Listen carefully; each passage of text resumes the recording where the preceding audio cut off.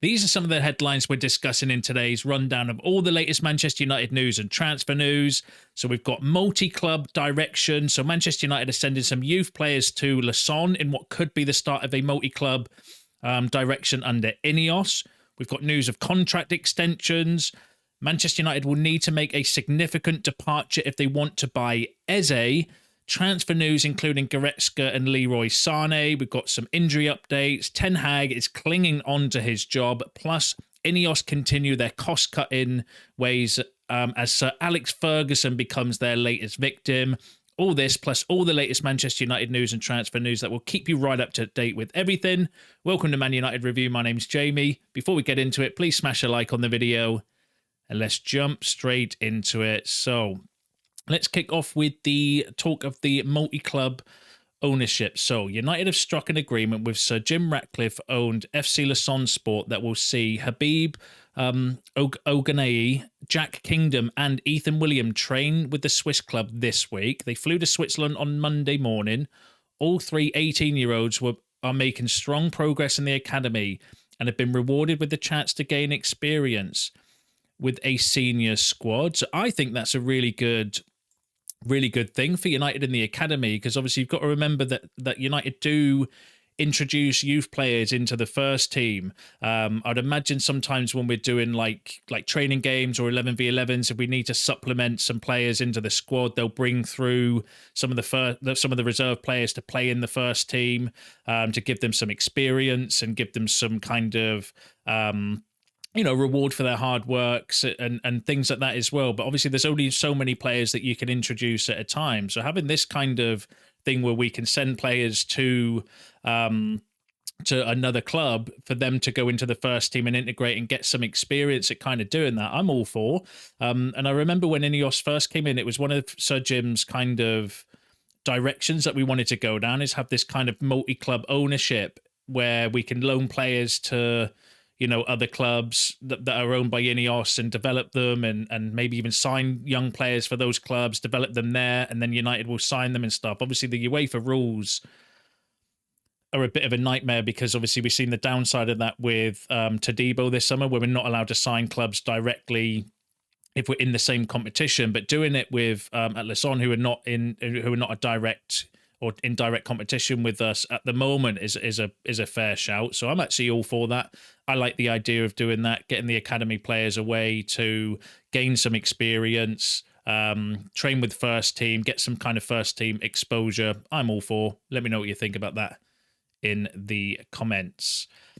And then next, there's been some talk regarding some contract extensions. So obviously there's been a lot of news recently regarding Amad Diallo. I think Romano said the other day that they're in discussions with him regarding a new contract. He is out of contract in the summer, but Manchester United are expected to trigger the 1-year extension of Amad Diallo and Harry Maguire's contract. That came from Rich Fay, who's not the most credible source.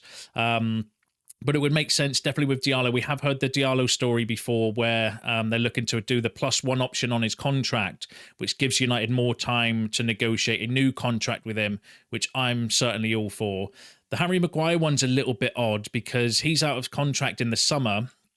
So obviously we run the risk of letting him go for free, which is why there was a story that brought you in yesterday's news from the Star suggesting that United might look to sell him in January for around £10 million, although I did say take that with a pinch of salt because it's not from the most credible source. But it's a difficult one with Maguire because if you remember the summer as well, there was news and I brought you around that if United trigger the +1 option in players' contracts, then we do look to sell them. They're then entitled to a certain percentage of the transfer fee. That was what was going on with Wan-Bissaka, if you remember rightly. So it leaves United in a bit of an odd situation with Harry Maguire because, yes, we can do the +1 to obviously to stop him from walking away for free in the summer, but then he might then be if we did sell him in the summer, he'd then be entitled to a big payoff as a result of that as well. So it's a bit of a weird one because I don't know what the right or wrong decision would be for that because clearly they're not going to give him a new contract because of his age and his wage. He's on very high wages, going to be 32, I think, by the end of this season, and but then if you do the +1, yes, you're kind of protecting yourself, but then you have to give him a big payoff if you do look to sell him in the summer, or do we look to move him on in January? It's a weird one with Maguire, because I think we need him for the rest of the season. He's been, one of our best defenders for a while now, actually. So I do think we need him for this season, but it is a bit of a weird situation whether we do the extension and then just bite the bullet in the summer and look to maybe, move him on, even if we have to do the payoff in a similar way to what we did with Wan-Bissaka. That's maybe the way to go forward. But let me know what you think about that in the comments. And Amad Diallo, yeah, definitely the right thing. Do think he's I think he's a good player. He's one that's progressing well, so I like the idea of giving Amad Diallo the contract extension and then hopefully negotiating a new contract with him as well. But let me know what you think about that in the comments. And then the next story we've got for you is regarding Eze. So Manchester United may need a significant departure to afford Eberechi Eze's £60 million release clause. His ability to play as an attacking midfielder or as a wide forward makes him an appealing target for United. Now, that has not come from... I mean, they're fairly good when it comes to United news. I'll give them credit for that, but it's not the most credible source. And I kind of felt reading that Romano linked us with Eze the other day, so it felt a little bit to me like someone jumping on the bandwagon and linking us again with Eze. And of course, we need to make a significant sale if we're going to spend £60 million on Eze, because we know the kind of restrictions that we're under PSR. So I don't necessarily think that's a breaking news story. And I do think it is someone just jumping on the bandwagon with Eze. I'm not so sure about Eze, though, You'll have to kind of let me know in the comments what you think about Eze. 26-year-old, not really had, outstanding seasons for Palace. 31 appearances last season, 17 goal contributions, so 11 goals, 6 assists, which is better than any of our current wingers, I suppose. Is he a victim that sometimes he's playing in the team that he's playing in as well, and not the most expansive? Possibly. I got to be honest, though, for 60 million plus, I'm not entirely convinced, I've got to be honest, by Eze, but convince me in the comments. Let me know if you agree. Let me know if you disagree. Would you sign Eze if we had the funds available? Do you think he'd be a good option for United? Let me know in the comments. It'd be interesting to hear your opinions on that. And then sticking with transfer news. So we've heard this story for a while, and I did kind of say the credibility around the stories wasn't necessarily the best. So I was saying take it with a pinch of salt. But this has come from Florian Plettenberg, who actually is a credible source specifically when it comes to Bayern Munich news. So it's a bit kind of, I didn't know how to take this, because it's from a decent source, where Florian Plettenberg was saying that Manchester United are considering Leon Goretzka as a potential replacement for Casemiro in January. United inquired about Goretzka in the summer. However, he is still not considering leaving Bayern Munich. It is possible that United will strengthen their squad in the winter with a DM. Goretzka is an interesting candidate for them. However, he still wants to stay beyond the winter at this stage. So Florian Plettenberg, again, good source, linking us with Goretzka, who I have massive concerns about, I've got to be honest with you, and I've mentioned that in previous videos. Kind of felt a little bit like, because the talk is he's not playing at Bayern at the moment, so that's why he's heavily being kind of reported as wanting to leave, and his name's being thrown out there, I think possibly from agents, to maybe generate some interest to see if he does have any viable options for winter. That's how I kind of felt when I read that report. He's on about £290,000 a week, coming up to 30. So for me, I can't see it personally, but it is from a credible source, so it is one that kind of would definitely need to keep an eye on. But I don't see the point in replacing Casemiro, who's on a fortune, and with Goretzka that want to be on a fortune and is coming up to like 30 as well. It just makes no sense to me. That would be like a proper Glazer signing if we went down that avenue, and that's not the route that INEOS are wanting to go down. So I can't see it being a viable option. But again, the credibility around it is actually quite good, so it's one to kind of keep an eye on. Now, the other obviously player that we've got in midfield at the moment is Ugarte, and apparently, according to Dean Jones, Erik ten Hag's focused on properly integrating Manuel Ugarte is set to intensify this week. So hopefully we can start seeing him getting a few more minutes and playing a few more games, because obviously he was signed late in the summer, no pre-season, didn't look the best neither in the kind of few appearances that he did make. So obviously played in the international break as well. So hopefully that's a few more minutes in his legs. But I do think we need to start seeing him, introduced into the team, and hopefully see if he can make a difference on the pitch. But that'll be one to kind of keep an eye on going forward. And then we've also had some more stories from Florian Plettenberg regarding more Bayern Munich players. So Alphonso Davies and Leroy Sané are on Manchester United's radar. Both players' contracts expire in the summer 2025. Sané is continuing talks with Bayern about a contract beyond 2025. Alphonso Davies is one of Manchester United's desired transfer targets for the upcoming summer.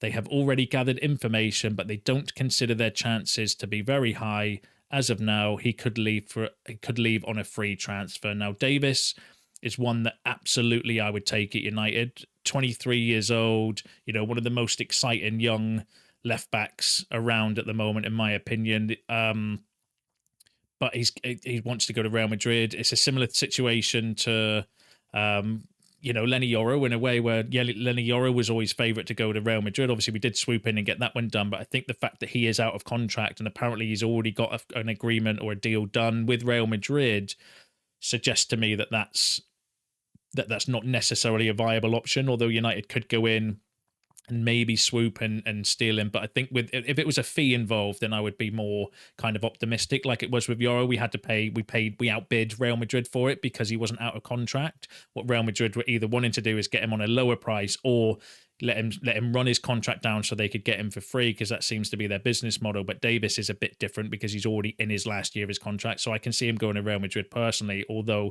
he would be an outstanding signing, I think, if we were to go in for it. And I wouldn't rule it out, but very unlikely is my feelings towards that. And then Sané, again, as a free transfer, he's 28. He's going to, good player.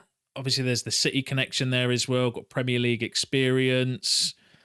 42 appearances last season, 10 goals, 13 assists. Again, would feel a little bit to me like a Glazer signing coming to the end of his career. Going to be 30 soon. Would be locked in a big contract because he's on around 320 grand a week at Bayern Munich at the moment.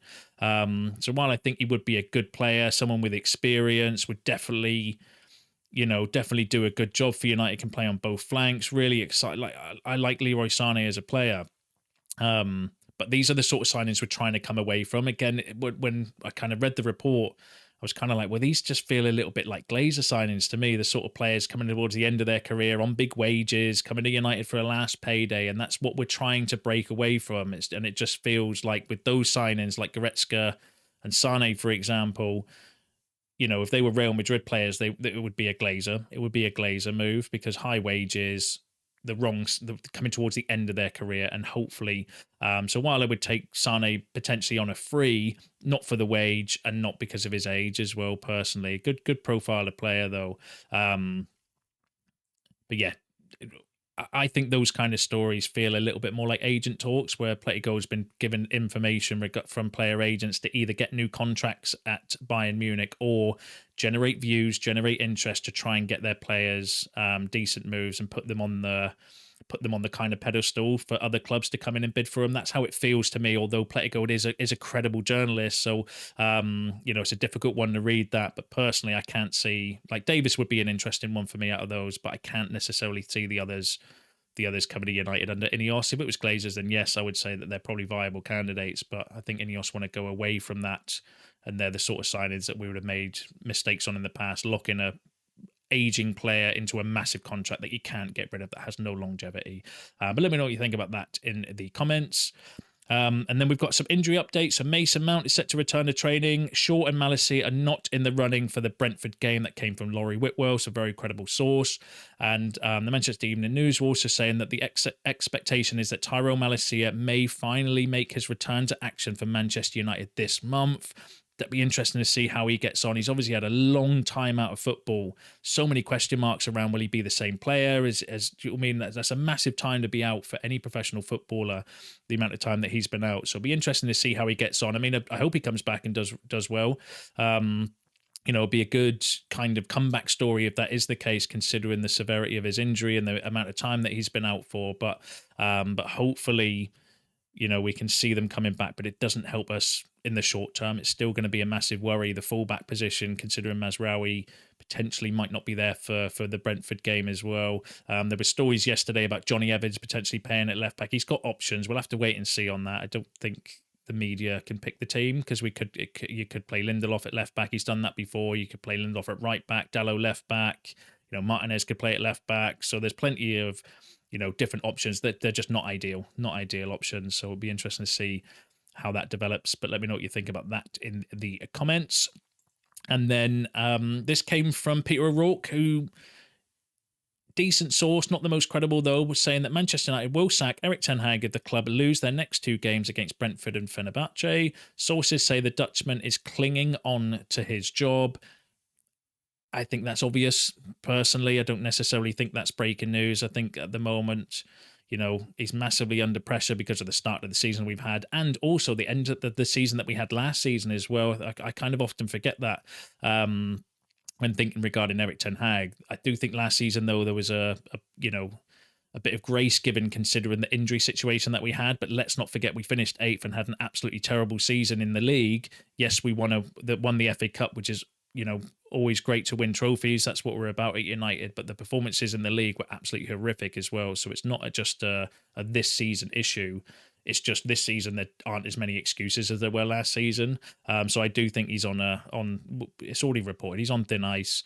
He's going to have to improve, not just results. I think it's performances. I keep going back to, what the Muppeteers and that were saying before. They want to see consistent performances and style of play, because anyone can lose a game of football, right? But it's the manner in which you're losing. It's the manner in which you're setting the team up every game and every week. And INEOS wants some consistency in the selection, consistency in the play style, and that's what we're not getting. And that ultimately will be what I think will be Ten Hag's downfall, as well as the results. Because obviously, if we stink the place out and lose both of those games, then he is going to be under more scrutiny than what he is now. But we'll just have to keep an eye on it. That's all we can do, is just kind of see how the results go, see how the performances go, and then make the mind up from there, and just wait and see what happens. But let me know what you think about that in the comments.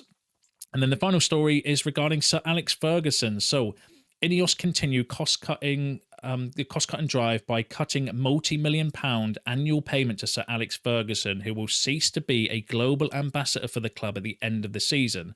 So Jim Ratcliffe informed Ferguson last week. Ferguson is the most successful manager in United's history, and the club insists it is amicable.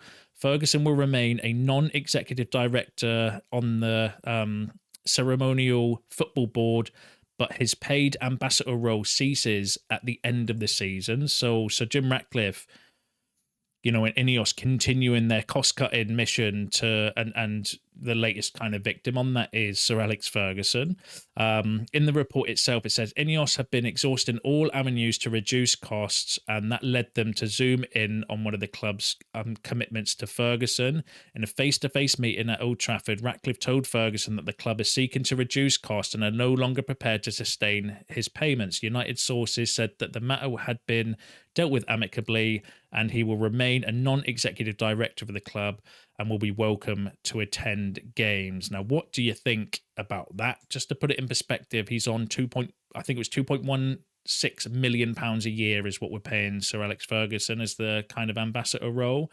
For me, I just blame the Glazers still.